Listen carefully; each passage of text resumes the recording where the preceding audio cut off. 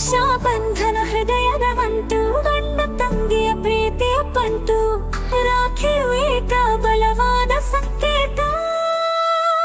ಬಾಂಧವ್ಯದ ಗಮನಿಸುವ ಪಾವನ ವಾತಾವರಣ, ಚಿಕ್ಕವರ ಗಾಢತೆ ಹಿಡಿಯುವುದರದೆಯ, ನನಗೆ ತೋರಿದೆಯ ಬದುಕಿನ ದಾರಿ.